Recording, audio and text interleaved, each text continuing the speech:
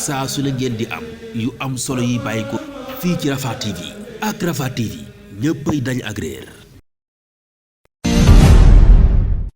bërëb bi nga xam ne moom lañ tuddee kër xasida yi ci complexe Cheikh Ahmadul Khadim bi mu nekk chantier boo xam ne Serigne Mountakha Mbacké Bassirou mu ngi ko dénk waa daara Hizbut Tarqiyyah ñu war koy liggéey mu nekk xeetu bibliothèque boo xam ne xasida yi Cheikh Ahmadou Bamba yi rek lañ fay denc loolee liggéey bi door nañ ko ñi nga xam ne nag ñooy saytu liggéey bi ci visite de chantier bi nga xam ne ñu ko doon amal ci complexe bi ñëw nañ ci bërëb bi fekk fii Serigne Atou Diagne ak mboolem ñi nga xam ne ay techniciens lañ ñu ànd ak ñoom liggéeyu kër xasida yi ñu leeral Serigne Mame Thierno Mbacké moom Serigne Moustapha Bassirou li nga xam ne moo jëm ci kër xasida yi liggéey bi naka lañ ko fas yéene amalee waaye mu nekk liggéey boo xam ne qualité la fas yéene doon lépp loo xam ne laaj na ko daañu ko ci def ndax yéene daara Hizbut Tarqiyyah moo di ñu liggéey ko liggéey bu mucc ayib boo xam ne day méngoog jamono. bismillaahi rahmaani rahiim alhamdulillaahi rabbil aalamiin Serigne Thierno en tant que coordonnateur liggéey bi ci turu Serigne Mountakha mi nga xam ne mooy maître d'ouvrage ak maître d'ouvrage délégué muy Serigne Cheikh Bassirou Mbacké ibn Cheikh Abdou Khadir maa ngi leen di nuyu wàlle tous les services ak bureau yi nga xam ne yaa koy coordonné ci turu sëñ bi di sant bu baax nag yàlla ginnaaw bu ñu santee sëñ bii nga xam ne moo seet ci coobare boppam de façon délibérée de façon souveraine mu ne ñu damay tabax këru xasida yi waaye yéen ñi laa ko bëgg àndal muy lu rëy loo xam ne bi ñu demee ba weeru shawal bii paase rek mu ne bëgguma mu weesu ko jox ñu ñaan ñu daal di ñëw tàmbali kër gi nag moom boo ko seetee ci wàllu jamono mooy bibliothèque nag dafa am ay normes am yu muy bëgg am yu muy bañ li ci jiitu mooy emplacement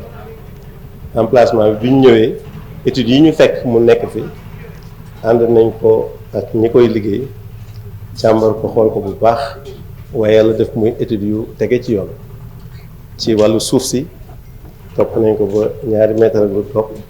mu nekk un terrain qui est sain amul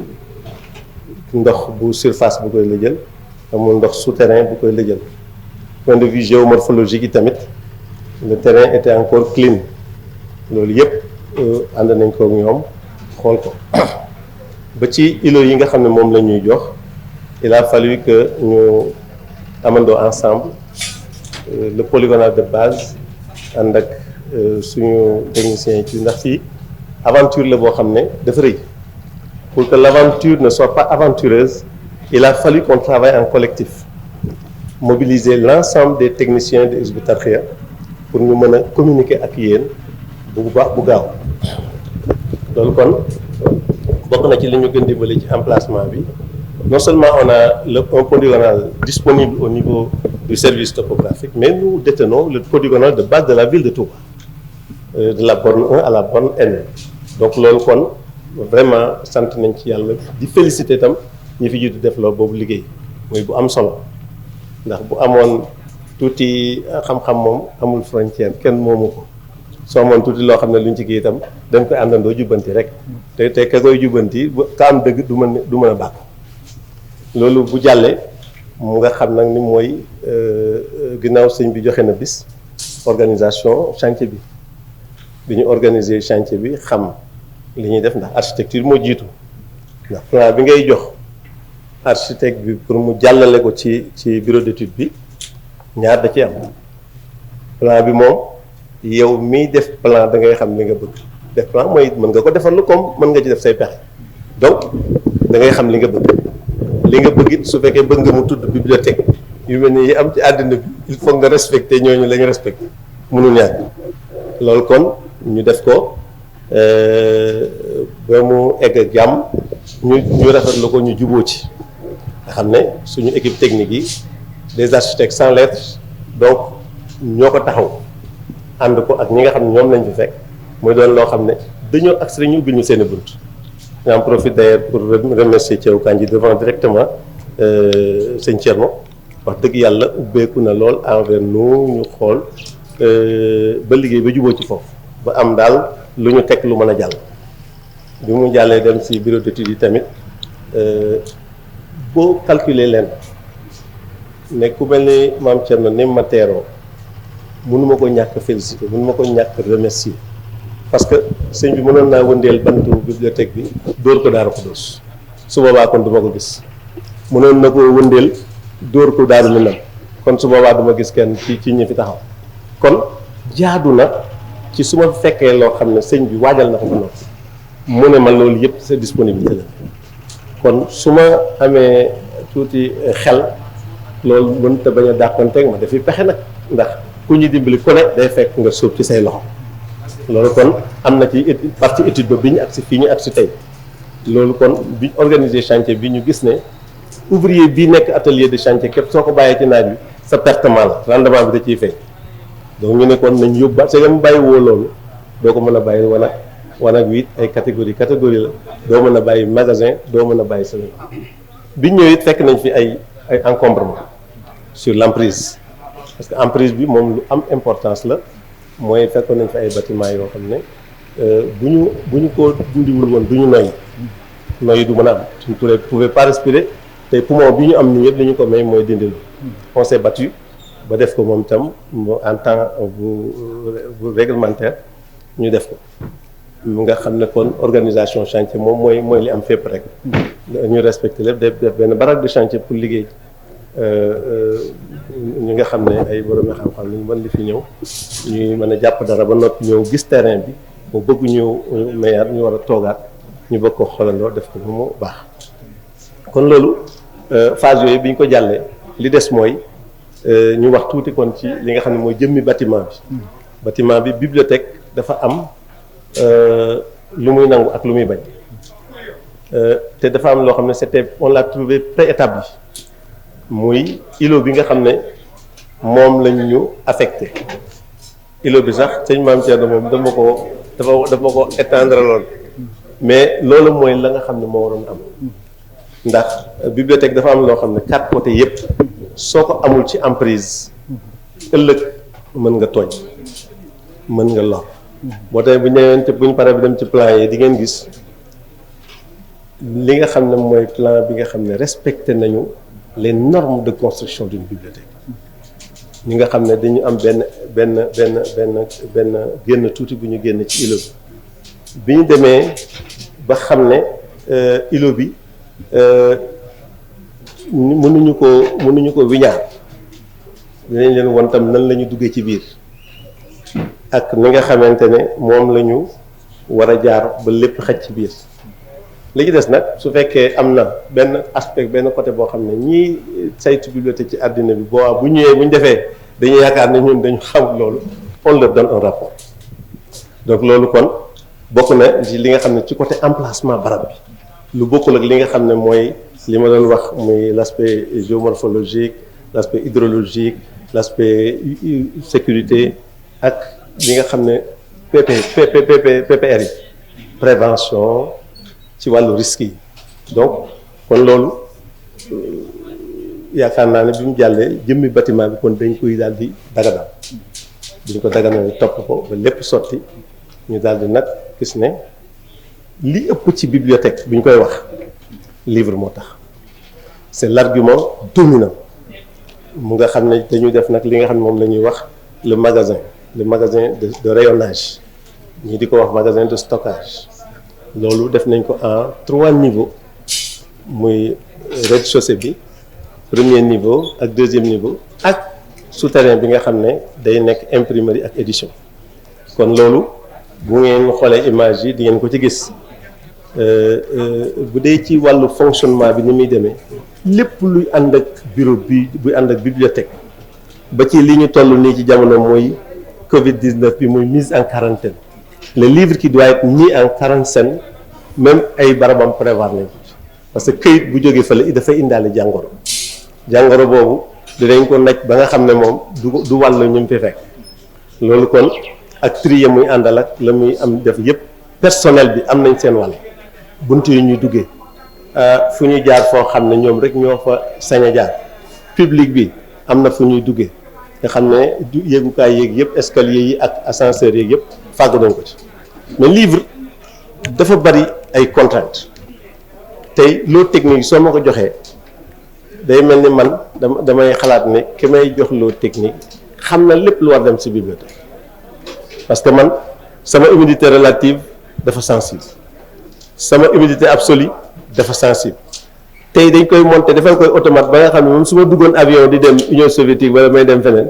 mën nay contrôler fii automate bi daf may wax sa humidité relative sa humidité nangam sa lii nangam donc li nga xam ne mooy le traitement de l'air daf ko def ci sawar këyit la da ngay def say désenfumage sa sécurité incendie yi mu àndal yëpp bañ na ba béton bii ñuy def nii am na foo xam ne bu fa tolloo am na ñoo xam dañuy wuti ay déshydrateur ça veut dire que ndox miy des ci biir béton bi day am impact ci biir livre bi donc loolu foog nga xam ko yóbbaale ko à chaque fois bu ñu la bëggee yàkkamteloo sax nga bañ boo deful déshydrateur boo demee ba ci sa plancher lépp luy tiim livre moom bu fekkee respecté nga liñ la wax da nga koy def des planchers alvéolaires nga xam ne buñ ko indee fii ay machine a koy yëkkati yu mag ñoo koy teg ci dal bi nga xam ne partie bi dem livre li ci des on peut revenir au classique mën nañ delluwaat ci ni ñuy defaree kër normal donc loolu kon pour wane rek ne li ci ëpp ci farata yooyu nga xam ne mënoo ko bàyyi moom dañ koy bàyyi nañ ko xel bu baax jéem nañ ci le maximum possible te duñ ko bàyyi ba ñuy eggal donc boo duggee kon ci duggukaay bi ba agsi ci hall d'entrée bi di nga am ci sa ndijoor kër sëñ bi suite la parce que lu mel nii kenn mënu ko liggéey te doo am photo donc am na suite am na salle d'attente ak yi mu war a àndal yëpp ci commodité boo tourné ci côté bi ñu des am na li ñuy wax auditorium moom tam am na salle d'attente am sas amaale auditorium ak li auditorium di àndal lépp ci wàllu kii amaale ci biir auditorium diggante présidium bi ak li nga xam ne mooy public bi une place qui est prévue pour la prestation des xasida loolu tamit mu nekkaat spécificité boo xam ne ci wàllu sëñ bi léegi nag ci loolu bâtiment bi dafay am xel mooy bâtiment bu intelligent maanaam xel mi muy am la tax nga di ko waajal jumtuwaay yooyu da nga koo waajalaate ci tabax bi ndax bu dee bu nit duggee ak bu génnee doo taxaw naa sëñ bi kat yow foo jëlee li loo yor li loolu am na leen lu koy remplacer dafa am lu koy remplacer loo xam ne du ñu wax ak moom duñ def ak moom dañ koy jaar la fi muy jaar rek bu fa jaaree su pare dinañ xam ne kii daal lu ko neex doxe ci biir su génn jotee itam bu matalee sart yi te kenn du wax ak moom mën naa génn dem gàcce nga la donc loolu checking check out la boo xam ne fokk da nga koy liggéeyaale mu des nag léegi consultation dafa bari exigence ndax téere bi bu fekkee da ngay able téere day am nu muy doxe loolu itam yëpp ñu ngi koy fàgguwaale bàyyi ko xel bu fekkee dafa amaat benn stock da nga koy bàyyi wala xel mais ci biir bâtiment bi sooy liggéey suñ la ne par exemple norme de base bi si tu as 20 000 mètres linéaires 20 000 mètres linéaires maanaam 20 kilomètres soo amee 20 kilomètres de livre yaa ngi war a tabax 3000 mètres carrés minimum te man nga bàyyi xel ne awma 3000 mètres carrés maa ngi ci 1900 2000 maximum donc da nga ko téye su ma amee 2000 maximum ma jël sama mètre linéaire calculer ko ak sama nombre de livres war naa kële moom mën na dem ba 700 à 750 livres 750 000 man maa ngi programmé li may am maa ngi programmé 300 000 350 000 livres donc ñaar da ciy dëkk ni ma xate dama ko ci fàgguwaale su ma bëggee yokk dama ciy fàgguwaale tam livre su ma ko bëggee yokk fekk fukki at ak juróom donc facile donc ñaari critères yooyu mënu ma ko bañ a nit ñi dañuy màgg dëkk yi dañuy màgg besoin bi day yokk kon donc loolu teniraale nañ ci compte bu baax a baax ci gàttal daal xam naa su fekkee dama ko bëgg a topp noonu xanaa peut-être mu am ay aspect technique yoo xam ne ay mën nañu ci laaj ñu mënti ne boo bëggee jëw waxandoo lépp du yomb te soo ma laajee normalement ci ban temps ko man la minimum 12 mois xam nga mu amaat étude technique ferrailleurs yi ngay gis ñuy ferraille il travaille sur la base de trois dimensions donc kooku boo takk bu ñu takkee sa bët sax nga mën a ràbb fer kon loolu ba tey gain de temps la léegi kon li nga xam ne moo ci toppaat dañuy ñaan sëñ Touba ci barke maamu sëñ bi taxaw lépp mel ni ci tawfeex waaye yaakaar naa ni noonu rek lay demee mbaamu weesu kon sëñ bi tey jii yow li nga may laaj moom mooy tax ma wala ëlbatiku sant kii ma santoon ci njëlbéen wax la ne la lii ba bu ñu defee lii ba au dernier moment ñëw la leen yóbbaale leen lii beneen liggéey day taxaw buñ ma dabee nag kon sant yàlla war naa ko su ma des ko am de kaay loo fi soxla lii nangam boole ma étudier ngi yëpp prévoir nañ ko teg fi kon loolu maa ngi jàpp ne sax li am solo mooy su ma jëlee sama itte boole ko seen itte bu ñu mën a un temps T nga war a def un temps T mooy laay def te loolu mooy li jàpp donc on est déjà dans un gain de temps te y a un autre paramètre boo xam ñëw benn facteur boo xam ne muy l'hivernage qui vient war a dajeeg ñun encore mënuñu ko may duñ ko may lu bëri ci moom mooy bëtib waaw donc hivernage bi mënu ma ko may mu bett ma wala su bëgg naa ko néewal doole ba nga xam ne su ma bettee du ma teree liggéey te am na nu mu neex bu neexee ba neex damay def 24/24 damay liggéey bu dégg bëccëg kon loolu yaakaar naa ne foofu moom jarul tiit ci ñoom ñi nga xam ne ñoom lañ fi fekk jarul tiit ci ñun ñii ñëw ndax ni ñu àndee ba woon fi li mu wane mooy gain de temps kon ñoom gàcce ngalam. côté aspect technologie lu mën ko ñàkk la ndax tey bâtiment intelligent la ñu ko dee ndax déjà contact ngeen structure yoo xam ne ñu ngi leen di coopté ngir loolu buñ ci eggee eggaguñ ko. xam nga ki jël nga agsi rek gaare sa oto rek moo la am moo jiitu la nga topp mu ne la loo bëgg fii am na fi loo fi soxlawuloo boo ko jëlee yow yaay am nga fii am na à 0 mètre de chez moi am na bata data center boobu bu ko amul woon ñun dañ koy obligé wuti parce que li ngay def ci say këyit ak ci say téere ak ni nga koy liggéeyee ak ni muy doxee ba nit ki mën koo jariñoo loolu day laaj ay machines yu am doole di nga dégg ñuy wax machines yooyu nga xam ne moo cloud moom di nga dégg ñu koy wax yooyu foog moom ngay liggéey boo doxoon tey ba am ci sa biir liggéey sa ba installé ba noppi sax am loo xam dafa soxla serveur sur place da nga koy créer ci biir cloud kon loolu fekk nañ fi déjà data center kon xam nga ba tey mel na ne bi ñu mënee architecte baa ngi nii kii nga ne daal di mel ni loolu mooy da ciy dugg amul xàjjaloo lii ba mu duggee fii rek la dugg ci li fi ne kon loolu yaakaar naa ne boo ko bu ñu ci tiitul ci côté technologie ci li ñu fi fekk mënul doon lu ñuy tiit ci suñu côté ndax bu ñu ko fi fekkul woon obligatoirement dañ koy wuti te su boobaa mën nga garanti ni la gën la ñuy def on vient de démarrer weeru shawal bi la ak Covid bi nga xam ne moo ci ne ak tey bi ñu defee plan ba nga xam dañ ne tey kat dañoo war a tàmbali tey plan yi génn ba yi dee 3D yi ngay gis ni ma ne du ma tàmbali ñu ne lu tax ma ne maa fàtte ne am na plancher boo xam ne il me faut 1000 kilos au mètre carré am naa beneen plancher boo xam ne il me faut 500 kilos par mètre carré loolee c'est des compactus rayon bi day dox comme ni nit di doxee donc kooku dañ koy waajal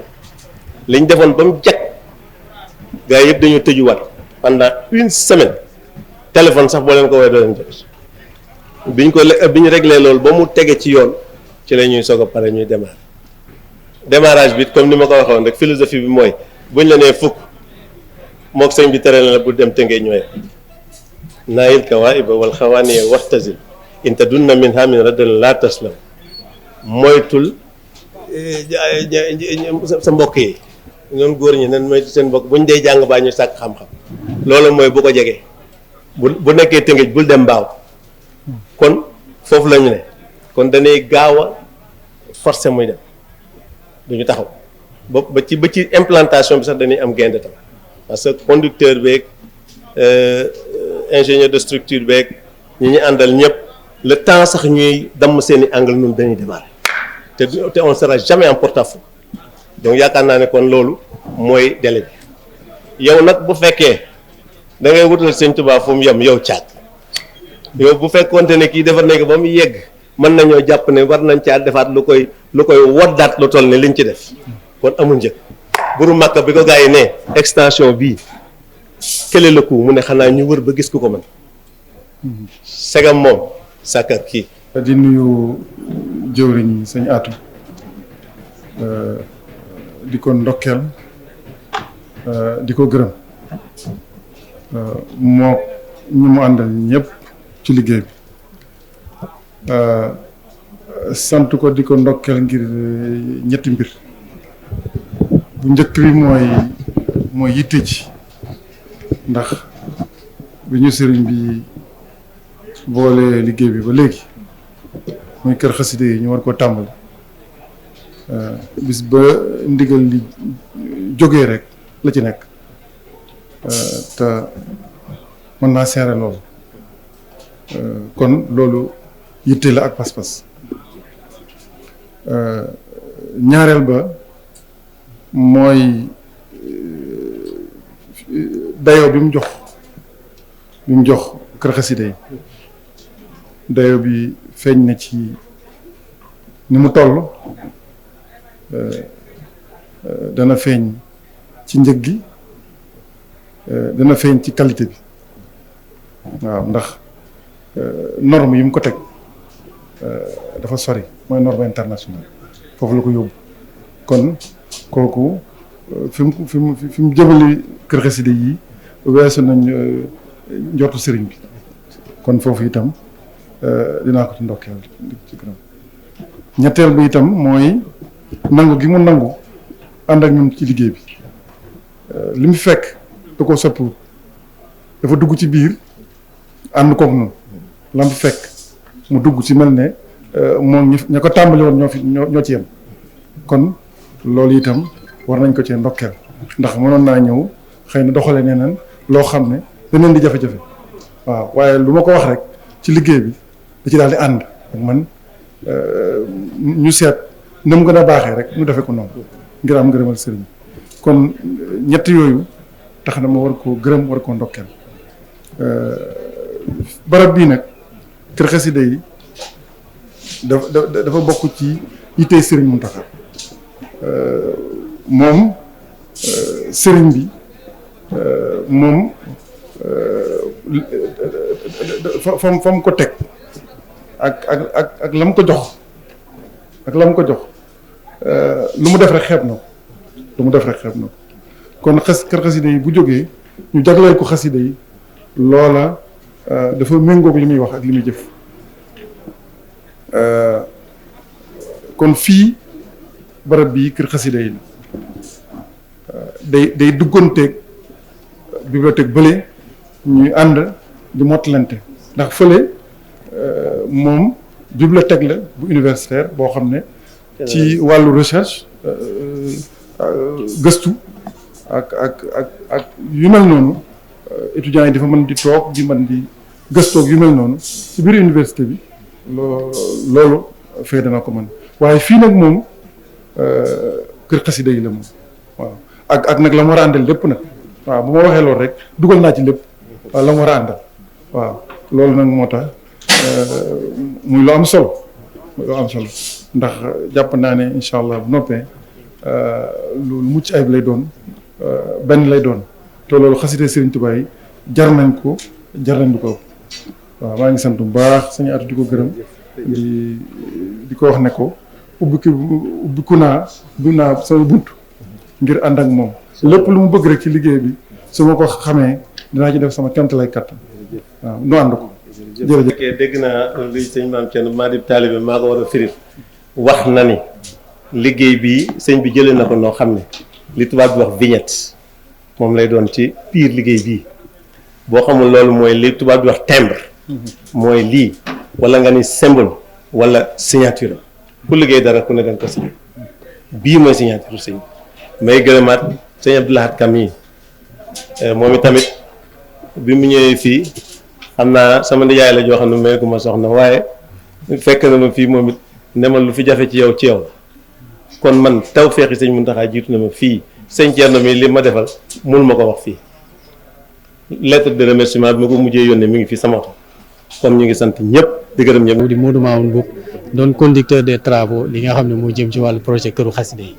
kon man ànd ak équipe bi nga xam ne bokk nañ ci ñi nga xam ne ñooy ñi jiite liggéey bi. bu dee ci wàllu liggéey bi pour tënk rek dañuy gis ne am na loo xam ne université bi xëy na tàmbali leen ko lu yàgg